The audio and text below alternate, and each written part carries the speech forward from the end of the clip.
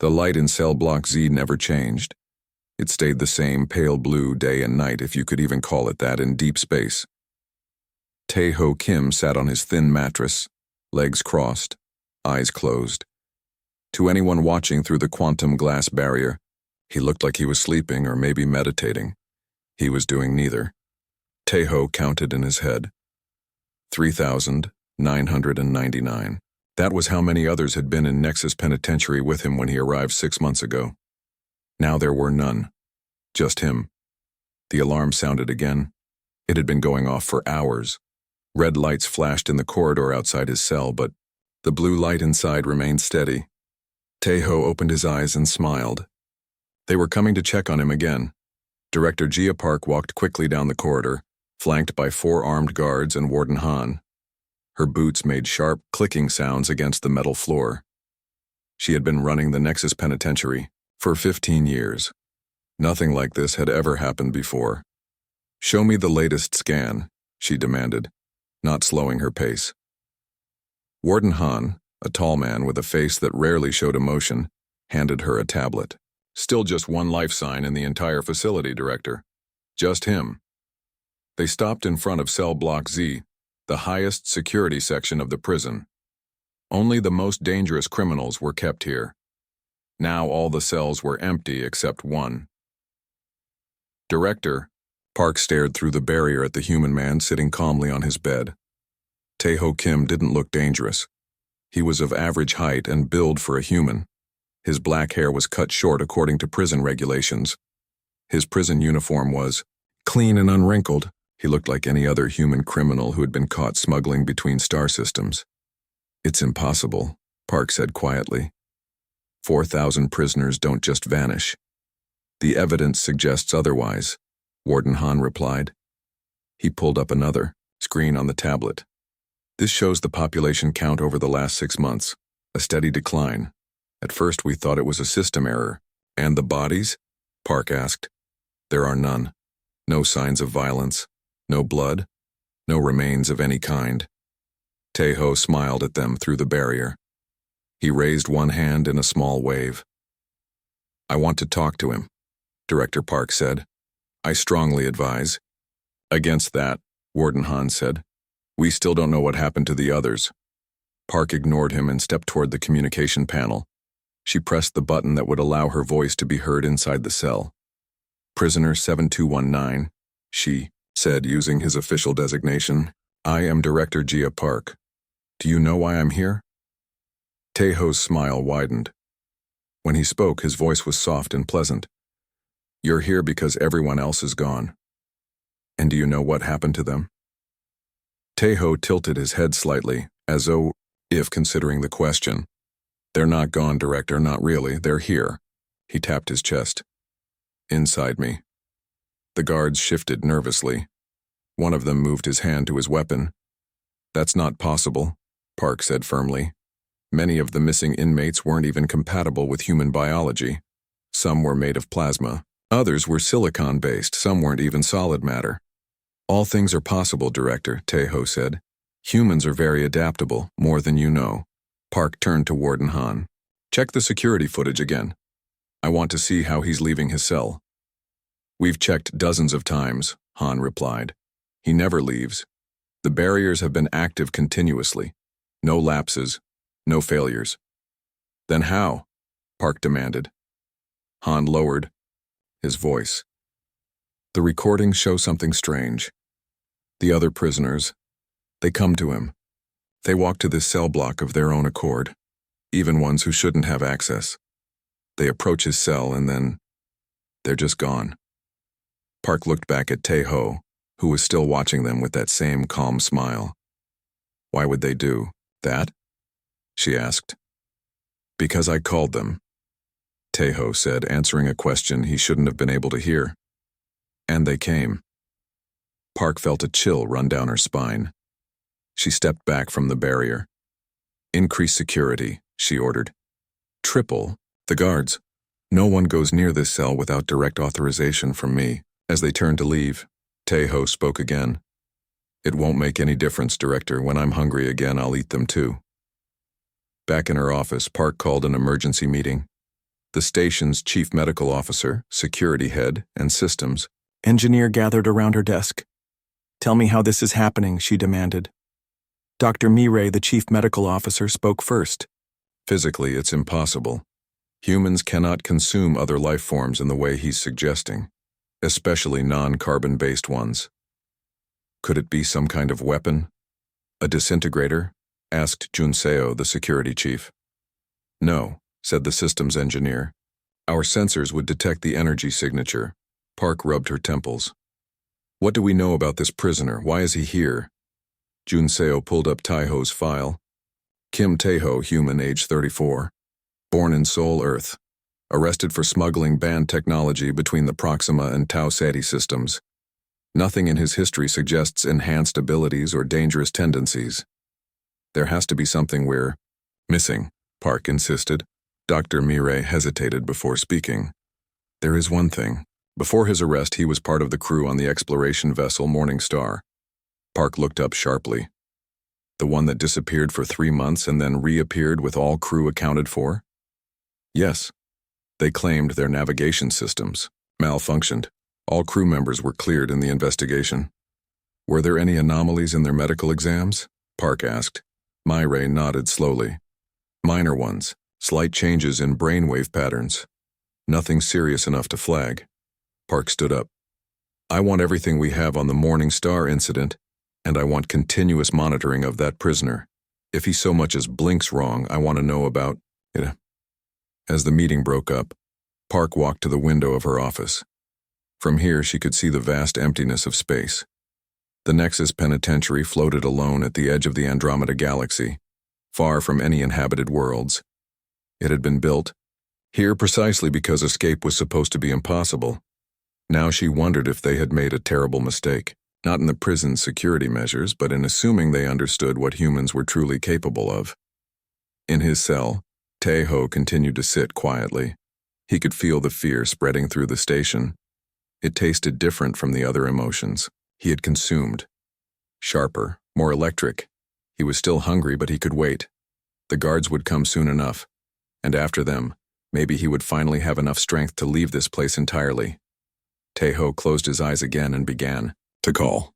The shuttle from the Galactic Security Council arrived exactly 12 hours after Director Park sent her emergency message. It docked at the far end of Nexus Penitentiary, away from Cell Block Z. The airlocks hissed open, and 5 figures stepped through. Security Chief Junseo waited to greet them. His uniform was perfectly pressed, but dark circles under his eyes showed he hadn't slept. "Welcome to Nexus," he said, bowing slightly. "I wish it were under better circumstances." The leader of the group stepped forward. She was tall, with short, black hair and eyes that missed nothing. "I am Investigator Su Jin," she said. "My team specializes in unusual cases." "This is certainly unusual," Junseo replied. He led them through scanning gates and security checkpoints. Every corridor they passed was empty. The prison had been built to hold 5,000 of the galaxy's most dangerous criminals.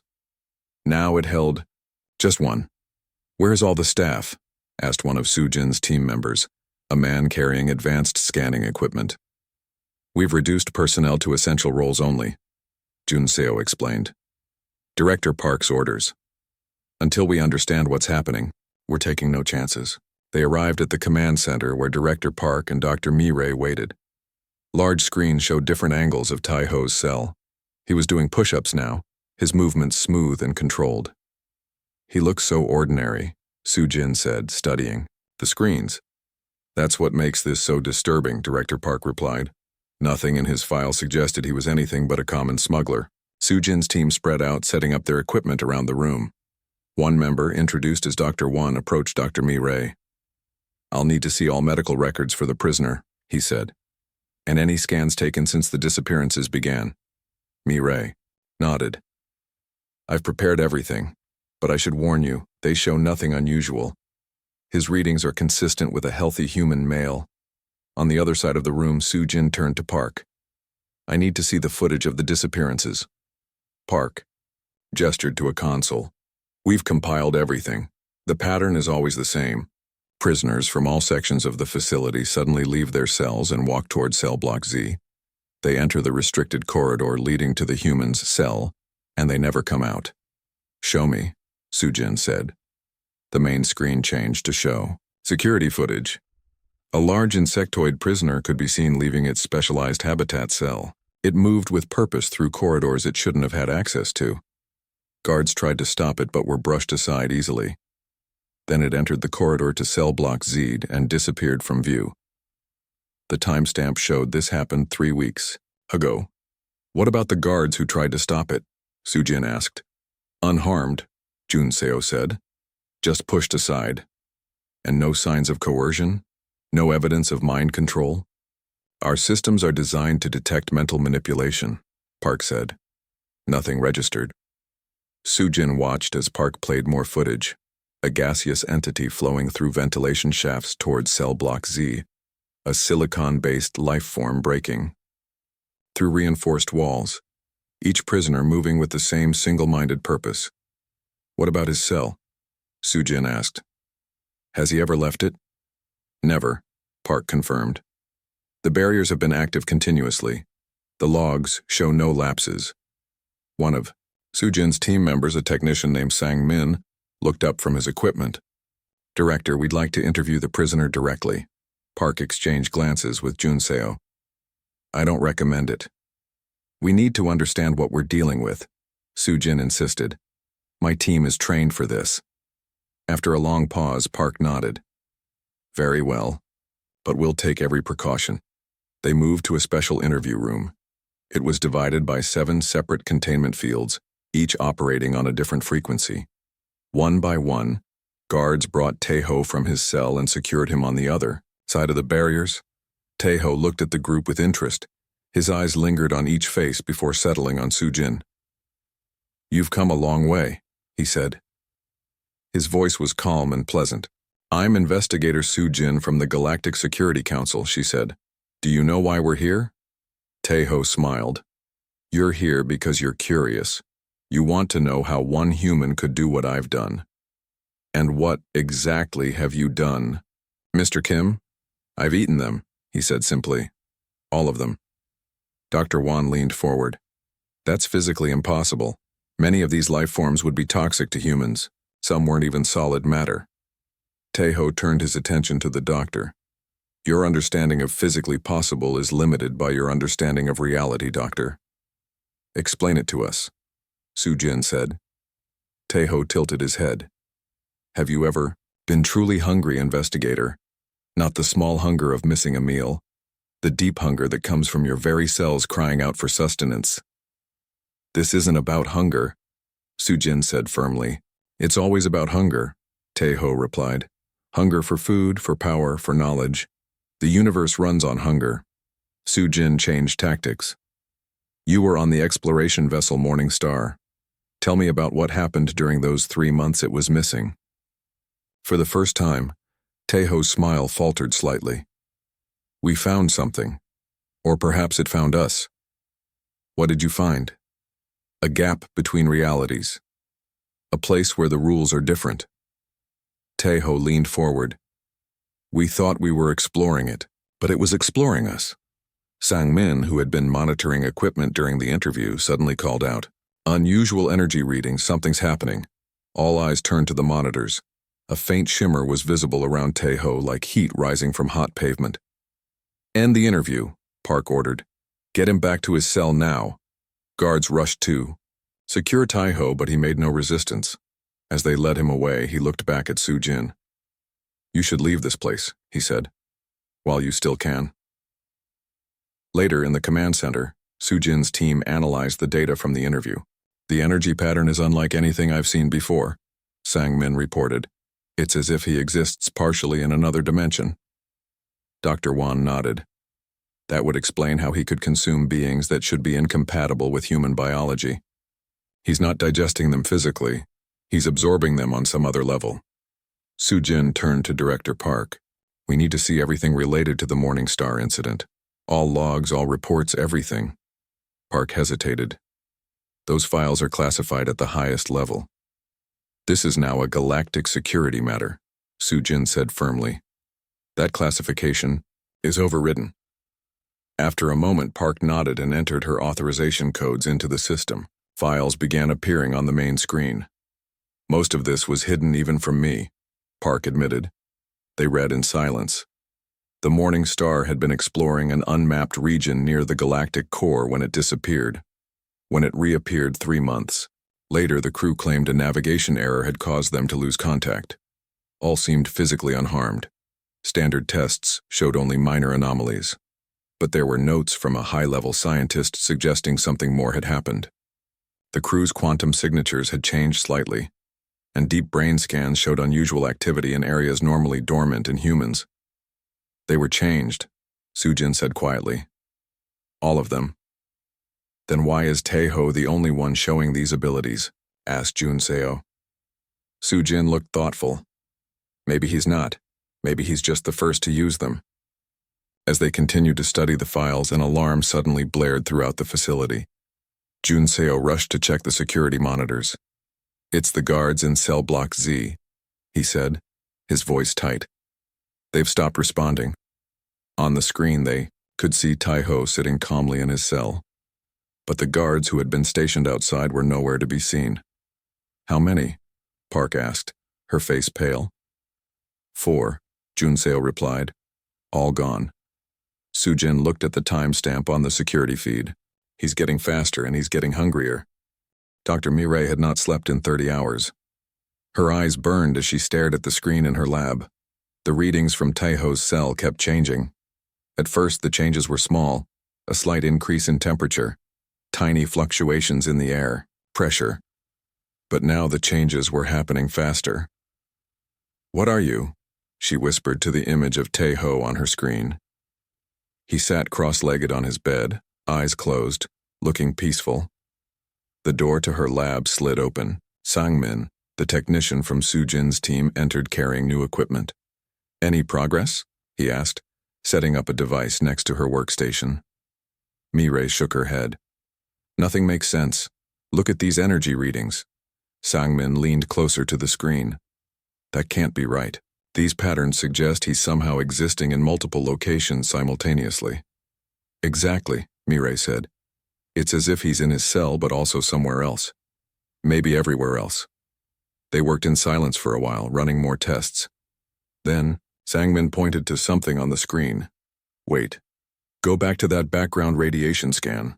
Mirai tapped a few keys, bringing up the previous results. There, Sangmin said. We've been ignoring that pattern because it looked like normal background energy. But it's not random. It has a structure. Mirai adjusted the settings, filtering out other signals. Slowly, a complex pattern emerged. It spread out from Taeho's cell like a web, reaching to every corner of the facility. It's been there all along, she said, her voice barely audible. He's not leaving his cell, he's extending himself beyond it. Meanwhile, in Director Park's office, Sujin was making a discovery of her own. She had been granted access to the deepest classified files about humanity's first contact with the galactic community. What she read disturbed her. The official story was that humans had been welcomed into the galactic community because they were peaceful and showed potential. But these files told a different story. The first alien scouts to observe Earth had reported something strange about humans. Unlike other species, humans seemed to exist slightly out of sync with regular spacetime. The difference was tiny, barely measurable. But it meant humans could potentially access dimensions that other species could not. The report concluded, integration of humanity into the galactic community is recommended not because they pose no threat, but because they may pose the greatest threat if left to develop independently. Sujin closed the file and looked out the viewport at the stars. Humanity had been admitted to the galactic community only 50 years ago. They were newcomers, their technology far behind most other species. Yet they had been given positions of authority, access to advanced knowledge. Not out of generosity, she now realized, but out of fear. Her comm unit beeped. Sujin here. It's me, Ray. You need to come to the lab immediately. We've found something. 10 minutes later, Sujin stood with Mirai, Sangmin, Director Park, and Security Chief Junseo, staring at the display of the energy web spreading from Taeho's cell. It's like a net, Junseo said. Or a trap. And it's growing, Mirai added. Spreading further every hour. Can we disrupt it? Asked Park. Sangmin shook his head. Not without understanding it better. It seems to exist partially in another dimension. Our tools can barely detect it, let alone affect it. Sujin stepped closer to the display. I found something in the classified files about humans. They have a natural ability to interact with higher dimensions. All humans? Park asked, looking alarmed. Potentially, but most never develop it. The theory was that certain conditions might activate this ability. Sujin looked at them. Like exposure to the energy at the galactic core. The morning star, Mirai said. That's what happened to the crew. But why is Taiho the only one showing these abilities? Junseo asked. There were 20 crew members on that ship. A new voice spoke from the doorway. Who says he's the only one? They turned to see Dr. Wan, the medical specialist from Sujin's team. He held a tablet displaying personnel files. I've been checking the records of the other crew members from the Morning Star, he said. 3 have died in unusual accidents. 5 are in mental health facilities. The rest, he paused. The rest are in positions of influence throughout human space. Military commanders, research directors, political advisors. A heavy silence fell over the room. We've been so focused on the immediate threat, Sujin finally said, that we missed the bigger picture. This isn't an isolated incident. It's coordinated. What are you saying? Park asked. That this was planned?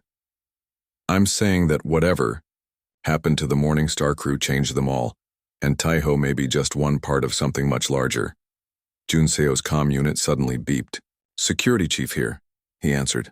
A panicked voice came through. Sir, we've lost contact with the lower levels. All communication systems are down, and the life support is acting strangely. Evacuate those areas immediately, Junseo ordered. Move all personnel to the upper levels. He turned to the others.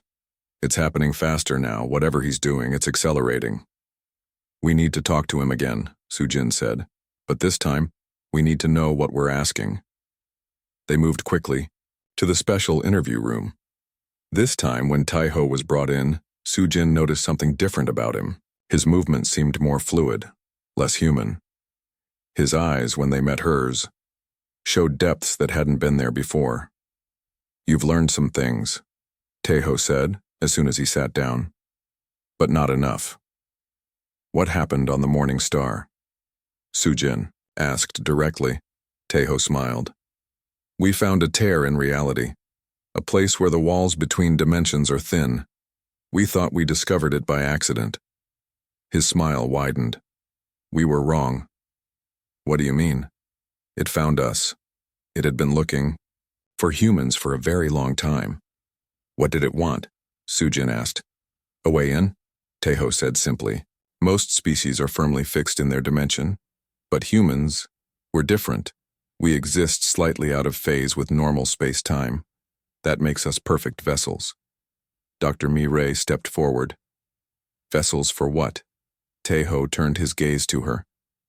For beings that have been trapped between dimensions for millions of years. Beings of pure consciousness and energy. They needed physical forms that could exist in this reality, but also reach into others. And that's what you're doing now? Sujin asked. Reaching into other dimensions to consume the other prisoners? Not consuming, Taiho corrected. Transforming, adding their knowledge and energy to my own. To our own. Our, Junseo asked sharply. The entity that found us, that changed us. It's not just in me. It's in all of us from the Morning Star. We're all connected now. Different parts of the same being. Sujin felt a chill run down her spine. And what does this being want? Taiho's eyes seemed to look beyond her. Beyond the room, to spread. To transform. To become something new. He focused on Sujin again.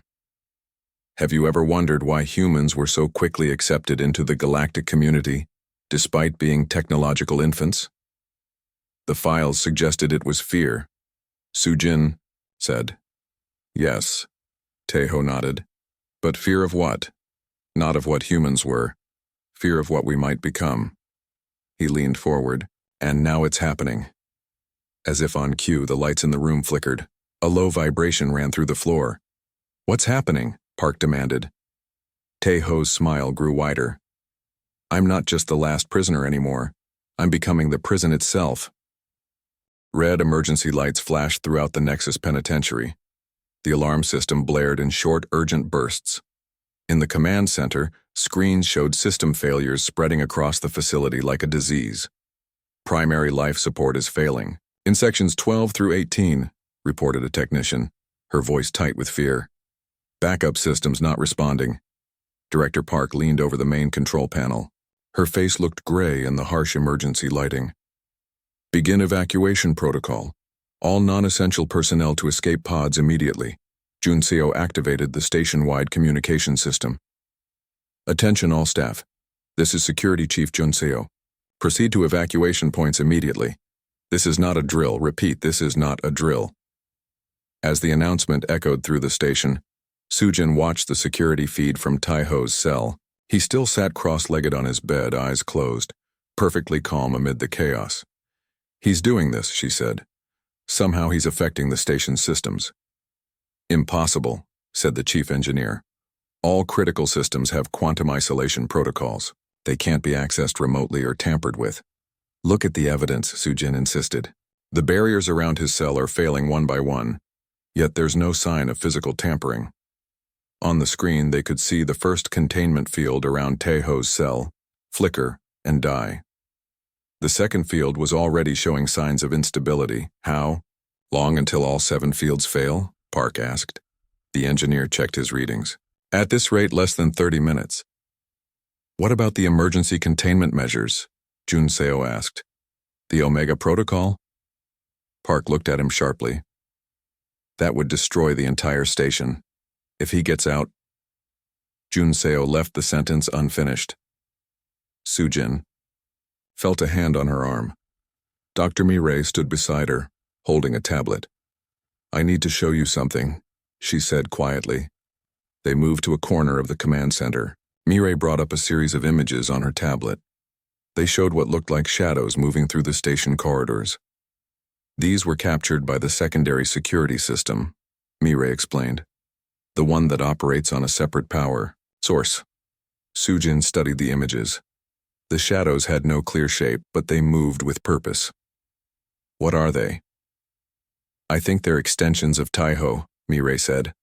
Remember the energy web we detected? I believe these are physical manifestations of it. A new alarm sounded. On the main screen, they saw the second containment field around Taeho's cell collapse. 5 more to go, Junseo said grimly. Park turned to her staff. Status of the evacuation? 30% of personnel have reached the escape pods, reported the operations officer. But we're having problems with the pod release mechanisms. Only half are responding to launch commands. Sujin looked back at the security feed. For the first time, Taeho had opened his eyes. He was staring directly at the camera as if he could see them watching him. He's playing with us, she realized. He could have escaped at any time. Mirai nodded. The containment was never physical. We were never truly holding him. In that moment, Sujin made a decision. I need to speak to him again. That's too dangerous, Park objected. We need to understand what he wants, Sujin insisted, what his true goals are. Otherwise, we have no chance of stopping this. After a brief argument, Park reluctantly agreed. With Junseo and 2 armed guards, Sujin made her way to cell block Z. The corridors felt different now. The air seemed thicker, harder to breathe. Shadows moved at the corners of her vision. When they reached the cell block, the third containment field had just failed. 4 remained. Taeho smiled when he saw Sujin. You're brave to come here, he said. His voice sounded different now, as if multiple voices were speaking in perfect unison. What do you want? Sujin asked directly. To evolve, Taeho replied. Isn't that what all life seeks, to become more than it was? By consuming others, by incorporating them, their knowledge, their experiences, their essence. Teho stood and approached the remaining barriers. Everything that made them unique is now part of me. They live on, in a way. And once you're free, what then? I will leave this place. Find others like me, those from the Morning Star who have already begun their transformation. Together we will help humanity reach its true potential. The fourth barrier flickered and died. 3 remained. And what is humanity's true potential? Sujin asked, fighting to keep her voice steady. To become vessels for something greater. The entities that found us exist across multiple dimensions, simultaneously. They've watched our universe for billions of years, unable to fully enter it, until they found humans. Teho pressed his hand against the 5th barrier. It rippled like water. We are the bridge between realities. Junseo stepped forward. And the other species? The non-humans? Some will be incorporated, as the prisoners here were. Others will adapt. The universe is always changing. The 5th barrier collapsed. Only 2 remained. Sujin thought quickly. She needed to keep him talking to learn more. Why you? Why not the other crew members first? Teho smiled. Who says they haven't started? My task was simplest. Contained in this isolated facility, I could transform without interruption, absorbing the concentrated energy of thousands of unique beings. He tilted his head. The others have more complex roles: infiltration, influence, preparation. The 6th barrier began to flicker. Preparation for what? Sujin asked. The full arrival. What you're seeing is just the beginning. The 6th barrier failed. Only 1 remained between Teho and freedom. Junseo raised his weapon. Step back, investigator. Sujin didn't move. If you're so powerful, why remain here at all? Why play this game? Because I needed to finish my transformation, and because I wanted you to understand. Teho's form seemed to shimmer slightly, becoming less solid. Humanity has always feared being alone in the universe. Now you never will be. We will carry the entities within us, become one with them. The final barrier began to fail. Junseo grabbed Sujin's arm. We need to go now.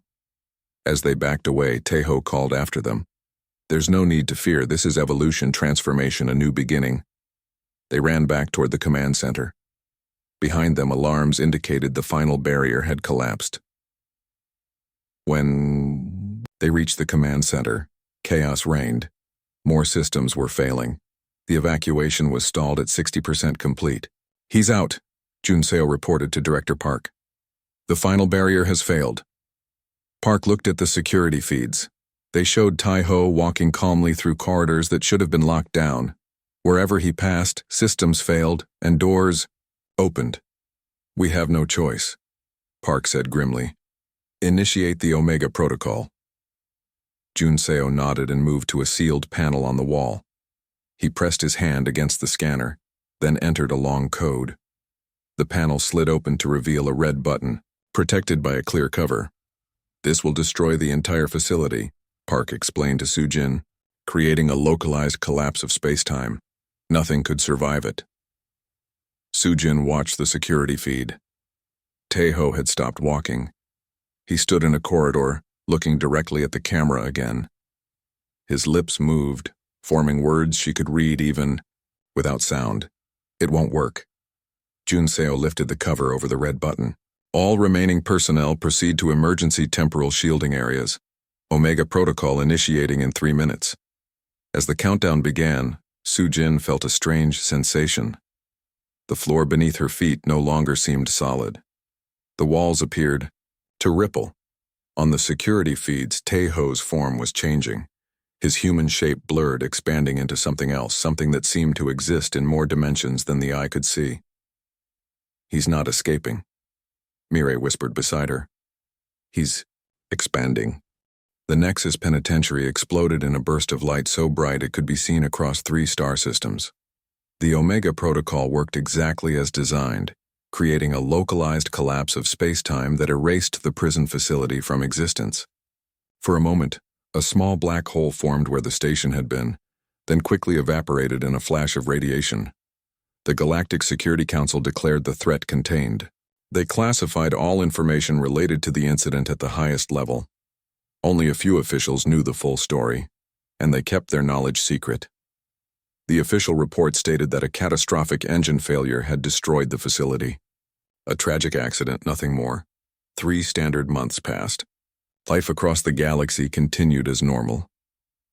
On the planet Nexus Prime, homeworld of Director Park, a man named Ji-Ho moved into a small apartment in the Central District. He found a job as a systems analyst for a security company. His neighbors thought he was quiet but friendly. No one questioned his background or where he had come from. His identification papers were perfect. He was not the only one. Across 12 different worlds, identical men appeared. Each had the same face but different names. Each integrated seamlessly into their new societies. Each took an unremarkable job that nevertheless gave them access to important systems or influential people. On Earth, in the city of Seoul, Tae-ho Kim returned to his modest apartment. It was exactly as he had left it before joining the crew of the Morning Star 4 years ago. Dust covered the furniture, mail had piled up by the door. He cleaned slowly, methodically, enjoying the simple physical actions. His neighbors welcomed him back, accepting his story about working off-planet without question. The elderly woman next door brought him home-cooked meals. The building manager fixed his broken heating system. Everyone thought he was just an ordinary man who had been away for work. Only Tae-ho knew the truth. In his small kitchen, he prepared a simple dinner of rice, vegetables, and meat. He sat at his table and took the first bite, closing his eyes, to savor the taste. As he ate, memories flashed through his mind.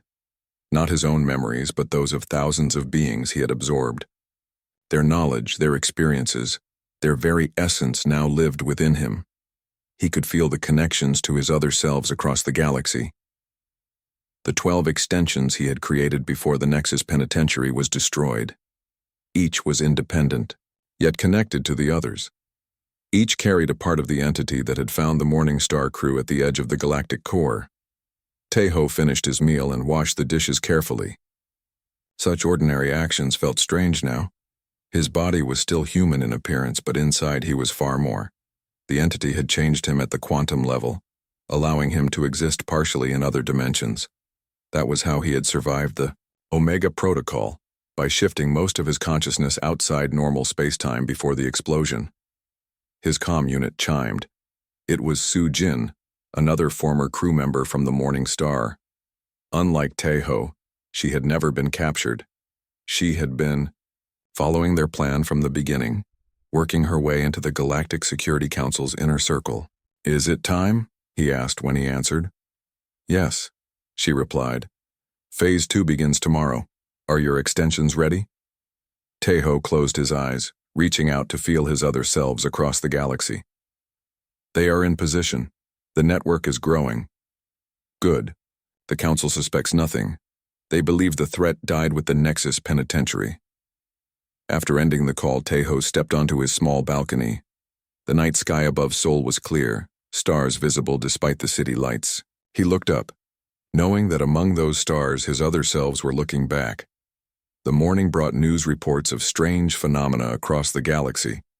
Unexplained power fluctuations on 12 different worlds, communications networks experiencing brief outages, weather control systems behaving erratically, small things, almost unnoticeable, but to those who knew what to look for, they were signs of what was coming. Tae-ho went to work at his new job in a government communications facility. He had been hired 3 weeks ago. No one questioned his excellent references or his extensive knowledge of systems he should never have worked with before. As he monitored the communication networks, he began the next phase. A slight adjustment here, a small change there, nothing that would trigger alarms, just enough to create tiny gaps in the system, windows through which the entity could begin to flow. Across the galaxy, his 11 other selves were doing the same. And the 5 surviving crew members from the Morning Star were in their assigned positions, ready for what came next. On Nexus Prime, Ji-Ho received a visitor in his apartment. Sujin had survived the destruction of the prison by escaping in one of the last pods. She had spent months investigating, tracking patterns, following leads. Her search had led her to Jiho. "I know what you are," she said when he opened the door. Jiho smiled, the same smile Taeho had given her in the prison. "Then you know it's too late to stop it." "What is your plan?" she demanded. "What does the entity want?" "To live, to grow, to join with humanity in creating something new." Jiho stepped aside, inviting her in. "The old species of the galaxy have always feared this day, when humanity would awaken to its true potential. By becoming vessels for interdimensional parasites? Not parasites, partners." Jiho's form shimmered slightly. "The entity doesn't control us. It merges with us. We become more than human, but we remain ourselves." Sujin had come prepared. She carried a quantum disruptor designed to sever the Diu, connections between dimensions, a weapon created in secret after the Nexus incident. "I can't let you continue," she said, reaching for the weapon. "You could try to stop me," Jiho said calmly. "But ask yourself this. If we wanted to harm the galaxy, why would we work so slowly, so carefully? The entity could have forced its way into this dimension, bringing chaos and destruction. Instead, it chose partnership, evolution, not conquest." Sujin hesitated. The prisoners at Nexus might disagree. They were not destroyed. They were transformed. Their consciousness lives on within us, within the network. As they spoke, across the galaxy, more humans were being subtly changed. The entity reached out, through the gaps created by Taeho and his extensions, touching minds, offering something new. Not everyone accepted. The entity did not force itself on the unwilling, but many did accept, curious about what they might become. In his apartment, in Seoul, Taeho felt the network growing. Each new connection made the entity stronger, more present in this dimension, and humanity stronger with it. The older species of the galaxy had been right to fear humans, not for what they were, but for what they might become when exposed to the true nature of reality. Humans existed slightly out of phase with normal spacetime, making them uniquely suited to bridge the gap between dimensions. Taeho was merely the first to fully realize that potential, but he would not be the last. He looked up at the night sky again. The stars seemed different now, as if he could see beyond them into other layers of existence. The entity had shown him the truth. The universe was far richer, far more complex than anyone had imagined, and humanity was about to take its first steps into that larger reality. The new dawn had begun. The end.